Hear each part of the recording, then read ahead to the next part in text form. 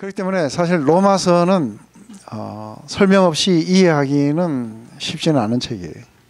아마 로마서가 제일 여러분들이 이해하기 어려운 책 가운데 하나라고 이렇게 볼 겁니다. 근데 그것과 비슷하게 요한계시록을 상당히 많이 어려워하는데 요한계시록의 내용은 사실 굉장히 심플한 얘기예요. 굉장히 심플한 얘기고 한 가지 보다 더 중요한 거는 요한계시록을 이렇게 하면서 우리에게 보다 더 중요한 거는 오늘도 제가 디스커버리에서 그렇게 이야기를 나눴습니다. 왜냐하면 굉장히 많이 안타까운 부분들은 많은 사람들은 우리 기독교의 신앙이 마치 한 세트의 어떤 이론을 우리가 받아들임으로써 우리 안에 이렇게 삶이 영원한 삶으로 또 구원으로 간다고 이렇게 많은 사람들이 착각을 하고 있는 거예요. 그래서 많은 사람들은 그 지식을 추구하게 될 거고, 그리고 내가 좀 더 많이 알면은 내가 좀 더 내 안에 하나님의 생명이 나타나고 내 삶이 좀 더 거룩해질 것이라고 그렇게 생각을 하게 되는 거예요. 근데 성경 공부는 상당히 중요해요. 왜냐하면은 우리가 잘못된 하나님을 만날 수도 있기 때문에 그래요. 그렇지만 우리가 궁극적으로 추구하는 것은 우리 삶을 변화시키고 했던 것은 우리 한 세트의 믿음이 아니라 성경은 만남이라고 이야기를 하는 거예요. 근데 이 만남은 우리에게 굉장히 많은 변화를 우리에게 가져오게 돼요. 그래서 인격적인 만남, 이것은 우리가 우리 자녀들이 나쁜 친구 만날까 봐 두려워하는 그 이유들과 동일한 거예요. 친구들이 좋은 친구를 만나면은 좋은 영향력을 받고, 그래서 좋은 만남 속에 좋게 이렇게 되겠지만 좀 나쁜 만남을 만나게 되면은 친구들이에게 영향을 받아서 많이 이렇게 잘못되기 때문에 그 만남을 두려워하는 거예요. 근데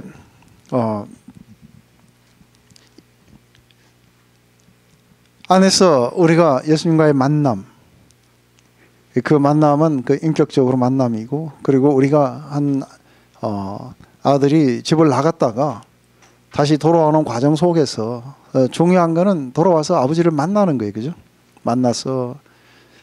그래서 제가 참 재밌는 거는 우리 지금 공동체에 나오는 분인데, 그러니까 이분에게 동일하게 두 번의 이야기가 있었어요. 이분은 여러분들도 잘 아는 분이에요. 근데 이분은 상당히 삶이 많이 파괴됐었고, 그리고 굉장히 많은 중독으로 고통을 당하고 있었어요. 근데 지금부터 5년 전에 우리 305호에서 우리가 티타임을 할 때, 그때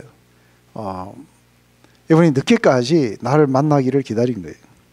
그래서 그러면은 집사회의가 있는 날이었는데 다 끝나면은 한 4시쯤 되는데 괜찮냐니까 괜찮다고 기다리더라고요.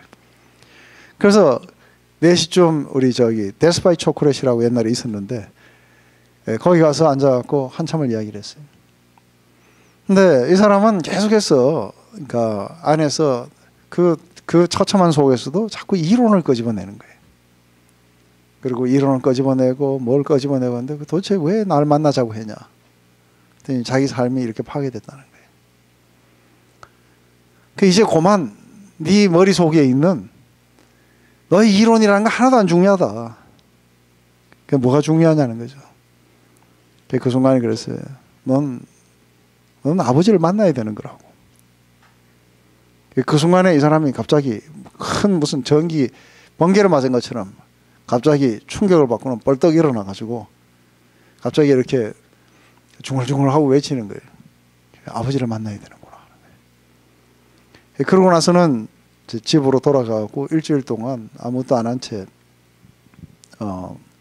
냉장고에도 이제 먹을 것도 별로 없었고, 그리고 이 가스는 마지막 그 빨간 선을 가르치고 있고, 그래서 내가 가스라도 넣어줄까 하니까 자기가 아버지를 만나기 전까지는 안 가겠다고 하는 거예요.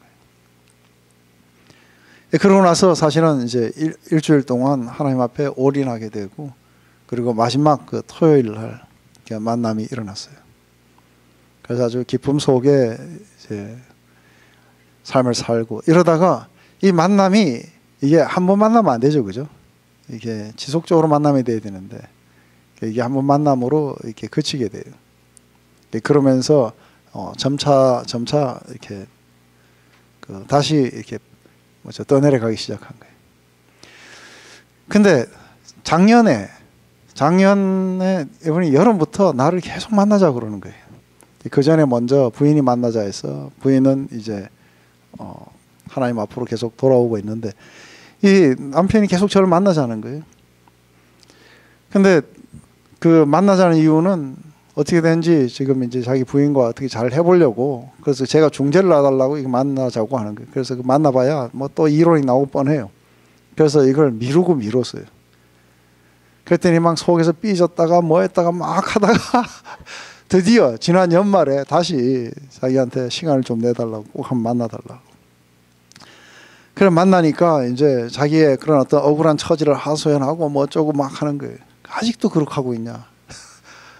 5년 전하고 똑같은 거 아니냐고. 네 이론으로 지금까지 와가지고 된 게 뭐가 있냐? 이제 그 정도 됐으면은 이제 네가 틀렸다는 거를 완전히 인정하고 버릴 때도 안 됐느냐? 그냥 가만히 있는 거예요. 그럼 내가 어쩌야 됩니까? 어쩌긴 넌 또 아버지를 만나러 가야 된다고. 그러니까 그 순간에 그 사람이 또 다시 이 멍텅구리가 이게 맨날 들어도 왜 그거를 잊어버리는지 모른다면서, 그러면서 요즘 열심히 다시 이제 디스커버리부터 시작해갖고 하고 그렇게 합니다. 안에 그 초대교회 때 사람들은 거의 대부분이 서로 인사가 이제 마라나타였어요, 그죠? 이게 요한계시록의 제일 마지막 우리 주님이 오실 것입니다, 그죠? 근데 거기에서 굉장히 여러분들 영화 같은 걸 보면 그분을 만나봤느냐는 얘기를 많이 해요, 그죠? 그러면서 그 뭔가에 이끌려서 그분을 만나러 가고 이런 장면들이 예수님 영화에 보면 많이 나와요. 중요한 거는 그런 만남인 거죠. 그래서 제가 여러 번 그 이야기를 했어요. 이렇게 컨택트라는 영화. 컨택트라는 영화 보신 분? 훌륭한 분이 한 분밖에 안 계셔. 그럼 언젠가 한번 컨택트를 제가 다음 시간에 보내드리는지 해야 되겠다. 그 영화를 보면은 안에서 그러니까 이 남자 친구가 있는데 이게 이 기자예요. 이 사람은 크리스찬이에요. 그리고 여자는 이게 조디 포스터인데 과학자예요. 근데 조디 포스터는 날마다 저 멀리 베타성에 외계인이 있다고 믿는 거예요. 이제 봤어요? 훌륭하지만 약간 띵한 훌륭한 분이에요. 형광등 훌륭한. 근데 이 여자가 날마다 그 남자친구에게 당신이 믿는 하나님을 증명해보라 그러는 거예요, 과학적으로. 그 안에 증명을 할 수 없다고. 그러는 차에 이제 이 여자가 어느 날 드디어 베타성에서 메시지를 받아요. 그래서 그 메시지를 받아갖고 해독을 해보니까 이게 우주선을 만드는 거예요. 그래서 이걸 따라서 전 세계가 협력해서 이제 이걸 만들어요. 그래서 우여곡절 끝에 그 우주선에 이제 나중에 이 조디 포스터가 이제 타게 돼요, 혼자서. 타고 이제 막 자기장이 막 돌아가고 뭐 이러다가 드디어 이제 이 동그란 우주선을 갖다가 탁 떨어뜨려야 되는데, 떨어뜨리는 순간에 이 여자는 이제 윈홀이라고 하는 자기장을 타고 이제 우주로 여행해 날아가요. 날아가고 18시간 동안 날아갔다 오는데, 근데 바깥에서 카메라가 수십 대가 비쳤는 거는 위에서 그냥 밑으로 바다로 툭 떨어지는 거예요. 그 불과 한 2, 3초 안에 탁 떨어져 갖고 끝나는 거예요. 그러고는 막 사람들이 막 놀래가지고 어떻게 됐냐고 하는데, 그 2, 3초 사이에 이 여자는 18시간 동안 베타성으로 날아갔다 와요. 거기에서 베타성에서 자기 아버지의 모습을 한 외계인을 만나게 돼요. 그때 그 외계인이 그 이야기를 해요. 그러니까 너희들은 혼자 있는 것 같지만 너희들의 그 공허함을 채워줄 수 있는 것은 만남이라고. 그래서 이 첫 번째 만남이 이루어졌으니 앞으로도 자주 만나게 될 거라고. 안에 그렇게 우리를 갖다가 인바이트하고 우리가 그렇게 만나러 가고, 그래서 이 만남을 하고 난 뒤에 왔는데 문제는 뭐냐면 미국에서 이제 청문회가 열린 거예요. 여자는 자꾸 만났다는 거예요. 우주선을 갔는데 가고 이러이러한 걸 봤고 내가 이런 만남을 가졌고 이랬다고 하니까 이게 이제 바깥에 있는 사람들은 그 보여주는 거에 툭 떨어진 거를 그 여자도 이해가 안 되는 거예요. 그 청문회 열려가지고 이게 당신이 생각하는 게 그게 가짜라는 것을 갖다가 그럴 가능성 없냐니까 이제 하는 얘기 하는 게 그 과학자로서 이 증거를 보면 그럴 수도 있다고 생각하는데 근데 자기가 부인할 수 없다는 거예요. 왜 그러니까 자기가 만났다는 거예요. 그 뒤로는 여자의 삶이 그래서 이제 마지막 그 청문회에서 막 나오고 이럴 때에 그 여전히 그런 게 있다고 믿는 사람들은 열렬한 지지를 보이고 그러면서 그 남자친구에게 증명해보라고 했는데 자기 증명할 수 없지만 자기 만났다는 거죠.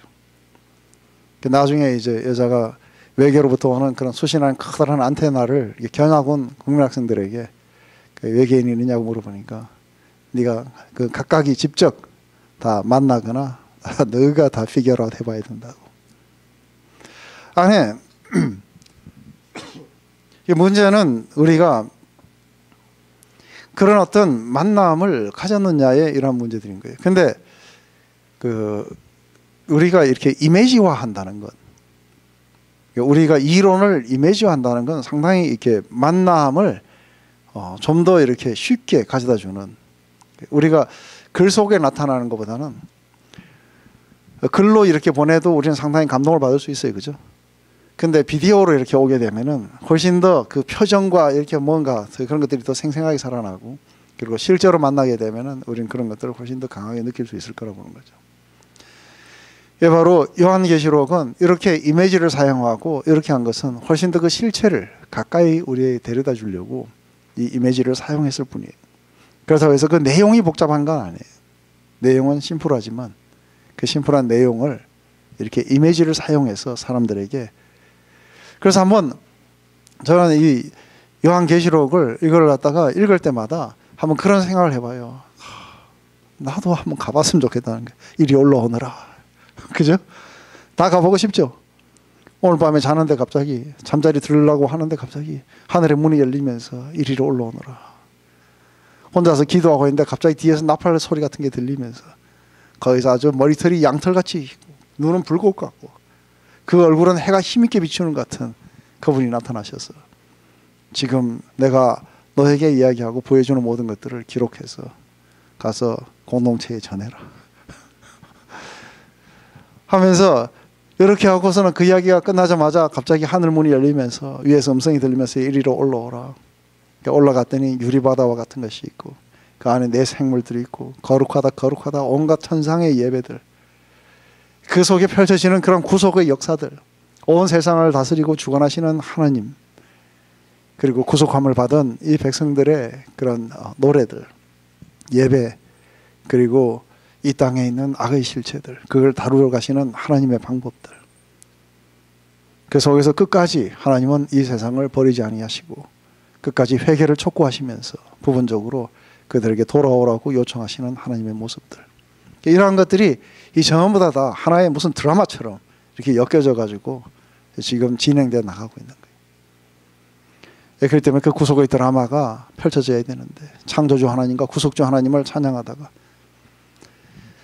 이게 이제 인을 떼기 시작하자 구속의 역사들이 펼쳐지기 시작하고, 그리고 이제 온 세상을 향해서 경고의 나팔이 불게 되고, 이런 모든 것들이 우리가 일어나는 천년 재해라든지 이런 모든 것들을 통해서 하나님이 경고의 나팔을 불고 그리고 돌아오라고 이야기.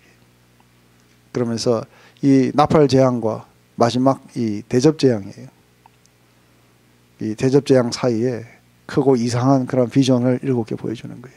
거기에는 한 여자가 있고 용이 있고 아이를 낳고 짐승이 올라오고 두 번째 짐승이 올라오고, 이런 아주 굉장한 이야기들. 이것은 그냥 뭐 제국들이 나타나고 이렇게 하면 재미없어요. 읽다가 다 졸아요.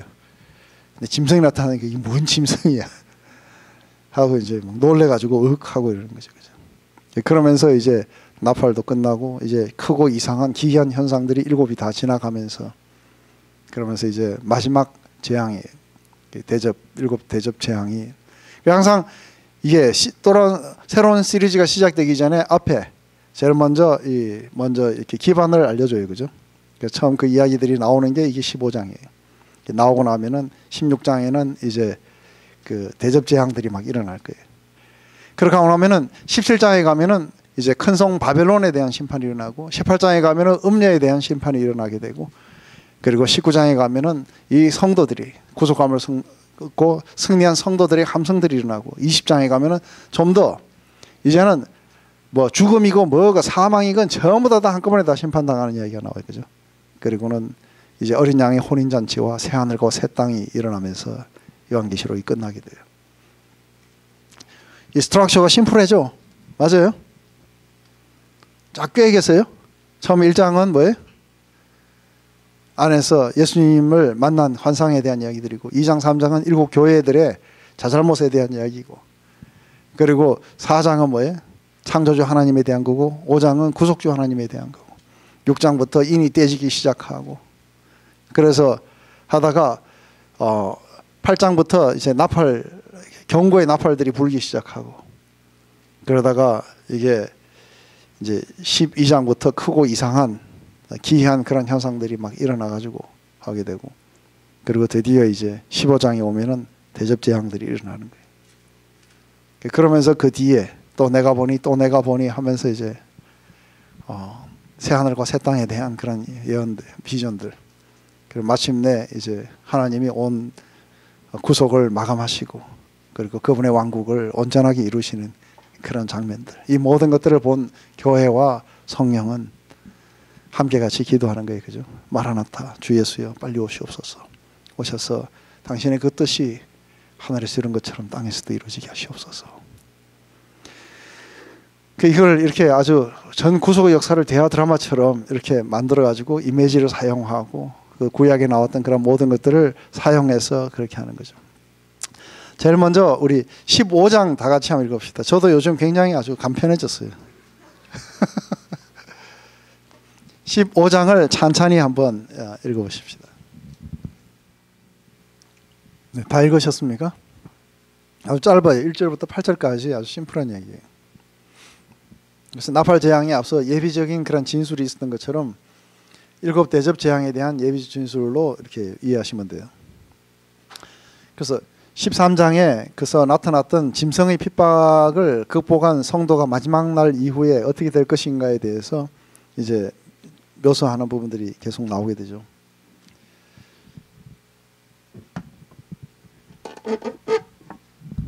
여기서 한 가지는 이제 먼저 성도들이 이 찬송을 불러요.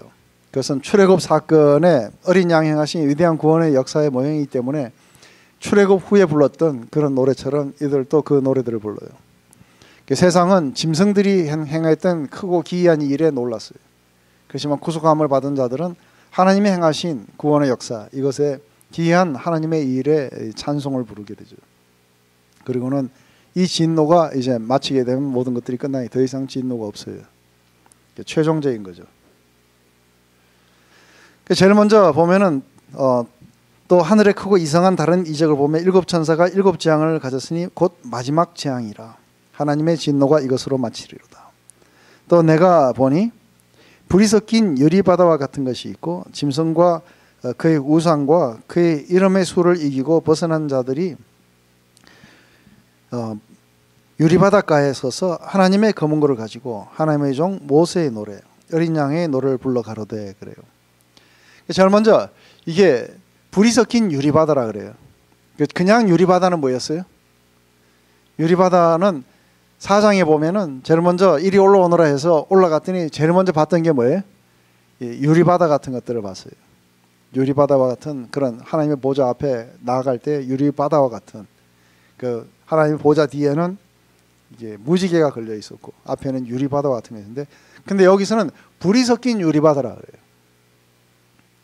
왜 불이 섞였는지 불과 같은 시험을 통과했다는 것을 의미할 수도 있어요. 그죠? 그렇지만 이게 구약에서 나타나는 이런 모든 것들이 신약의 모형이라 그랬어요. 그죠? 구약은 모든 것들이 신약에 나타나는 모든 실체들을 전부 이렇게 포인트하게 돼 있어요.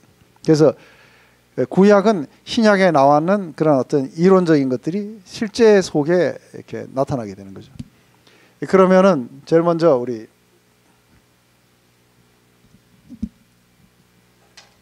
이게 유브라데스가 다 말라버렸어요.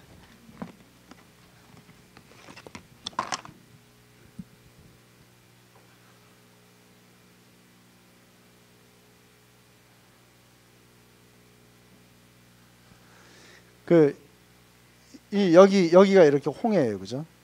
근데 이 사람들이 고센 땅에 살다가 이 홍해를 건너 가지고 이 시내산에 왔다가 이렇게 해갖고 일로 들어가게 돼요. 여기서 좀 돌았죠. 근데 이 홍해를 갖다가 건너가기 전에 어떤 일이 일어났어요? 여러분들 생각나는 대로 한번 이야기해 보세요. 홍해 건너가기 전에 어떤 일이 일어났어요? 제일 먼저 이집트에서부터 빠져나갈 때 굉장히 그들은 애굽에서 핍박을 받았어요. 빠져나가기 전에 어떤 일이 벌어져요? 10가지 재앙들이 일어나요. 그죠? 그 10가지 재앙들에 일어나고 난 뒤에 10가지 재앙이 다 끝나고 난 뒤에 보내줬어요. 근데 보내주고 난 뒤에도 또 무슨 일이 일어나요? 또 쫓아와요. 그죠? 또 쫓아와갖고 드디어 앞에 홍해가 가로막고 있고 그 뒤에는 그 바로의 군대들이 쳐들어왔을 때 무슨 일이 일어나요? 하나님의 불이 내려와가지고 그걸 막아요. 막고 홍해를 가르고 이들이 건너갈 시간을 줘요. 그렇기 때문에 안에서 이제 이게 불이 섞인 유리바다와 같은 것이 있고, 이게 유리바다는 아마 이 홍해를, 그래서 아마 이게 진짜로 가보니까 빨갛지는 않습니다. 홍해. 그냥 물색 파래요. 근데 왜 홍해라고 했는지 그건 모르겠어요. 한 가지 아마 그것 때문에 그러지 않았을까. 이 바다 여기에 홍해 여기에는 가보시면은 물반 고기반이에요. 바다가 고기가 너무너무 많아요. 그래서 빨간 고기 이런 것들이 너무 많다고 홍해인지 모르겠어요. 하지만 한 가지 분명한 건 이게 레드시예요. 이게 하늘의 홍해를 갖다가 건너가는 이 장면들. 이것은 바로 이 안에서 하나님의 구원의 사건이고, 그리고 이집트에 대한 심판의 이야기이고, 그리고 하나님의 보호하심과 이런 모든 것들이 함께 같이 일어나는 부분인 거예요. 그러니까 우리가 살아가는 그런 믿음의 여정도 이거하고 똑같이 그렇게 설명이 되는 거죠. 그래서 안에서 보니까 이제 마지막 그 하나님의 마지막 재앙들이 일어나게 될 때, 그때에 한편에서는 이게 다 끝나고 난 뒤에 이제 이게 홍해를 다 건너갔어요. 다 건너가고 난 뒤에 이집트 군대가 따라오니까 물이 다시 척척 해갖고 다 수장시켰어요. 그죠? 그리고 이들은 그 바로의 그런 공격과 핍박을 갖다가 벗어난 사람들이 다 지금 어디에 서 있어요, 이제?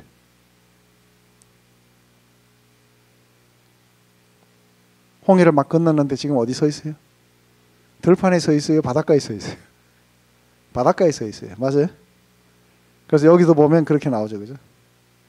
그들이 전부 다 서 있는 거는 유리바닷가에 전부 서 있는 거예요.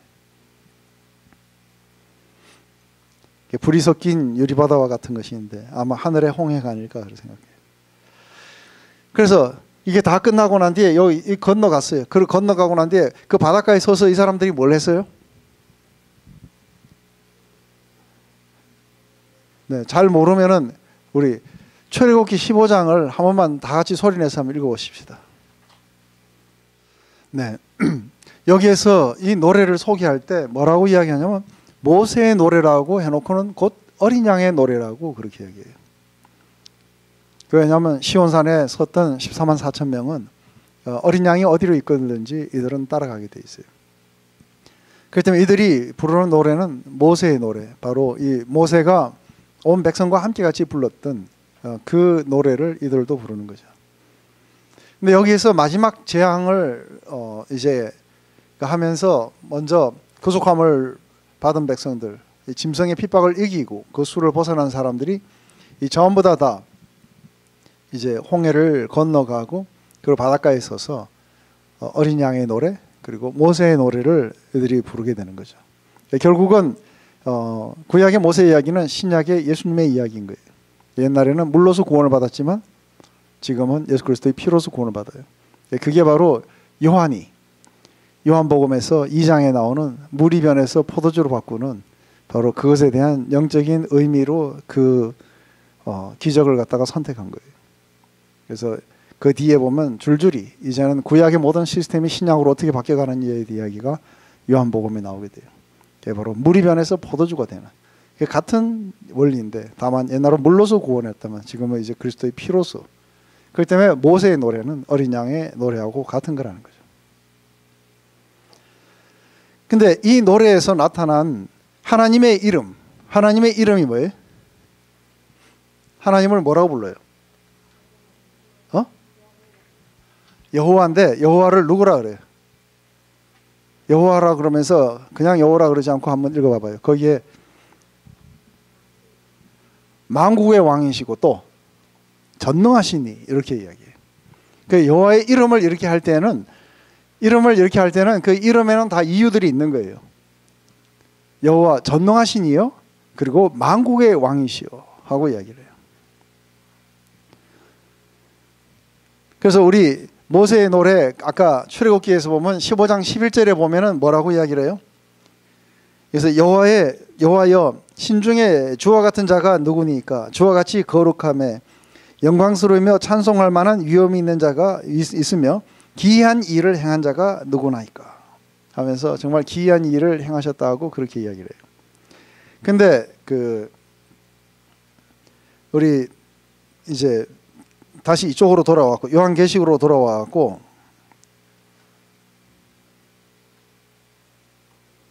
네. 여기 보면은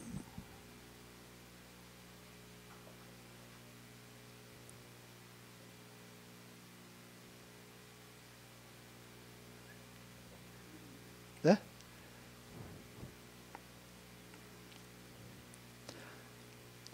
그 보면 불러갈 때 주 하나님 곧 전능하시니요 하시는 일이 크고 기이해서 만국의 왕 하시도다. 만국의 왕이시여 주의 길이 의롭고 참되시도다 하면서 지금 현재 전능하시니요 하시는 일이 크고 기이하다고 이야기해요. 그래서 하나님의 전능하심과 그리고 만국의 왕이라는, 이 만국의 왕이라는 건 뭘 의미하는 거예요? 그리고 짐승하고 다르게 하시는 일이 의롭고 참되시다고 그렇게 이야기해요.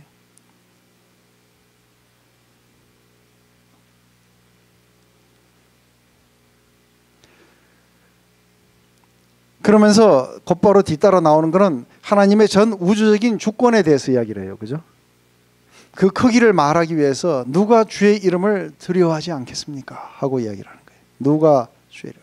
근데 이것은 모세의 노래 출애굽기 15장 12절부터 보면은 온 열방이, 그 가까이 있는 모든 나라들이 이 출애굽 구원 사건 때문에 벌벌 떨어요. 그러면서 온 열방이 에돔이 떨고 어버가 떨고 이러면서 그들이 지금 그 홍해의 기적을 일으키셨던 이 하나님의 이 사건으로 말미암아 그들이 간담이 서늘해지고 다 녹아. 그래서 여리고 성도 전부 다 꽁꽁 닫아버리고 안 나와요 밖으로. 왜냐하면 이 이야기를 들었기 때문에. 바로 그러하듯이 바로 예수 그리스도의 이러한 구원의 역사도 마치 그때처럼 빗대서 이렇게 하는 거예요. 그러면서 누가 주의 이름을 두려워하지 않겠습니까? 하면서 질문을 던지게 되죠. 그러면서 만국이 와서 주께 경배하리이다. 전부 다 시편 86편의 구절들을 인용했던 이야기들이에요. 그래서 예수님의 십자가의 그 죽으심은 참으로 놀랍고 의로우시고 참되신 방법이에요. 바로 이런 하나님의 의로우신 역사에 만국은 경배하게 되지 않을 수 없다는 그런 노래예요. 우리 미가서 4장 1절부터 한 5절까지 한번 읽어보세요. 미가서 4장.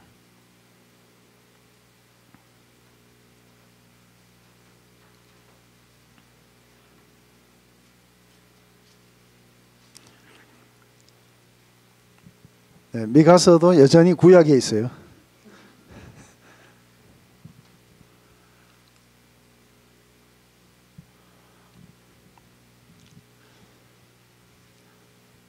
네, 다 찾으면은 어느 한 분이 대표로 큰 소리로 한번 읽어보시죠. 네. 여기 보면은 말일에 이르게 되면은 이렇게 작은 산들이 있는데 그 중에서 가장 큰 산, 이게 시온산이에요, 그죠? 그 시온산에 그 굉장히 많은 열방들이 줄을 지어서 예배하러 올라가요. 근데 예배하러 올라가면서 하는 이야기들을 지금 이제 기자가 엿듣는 거예요, 그죠?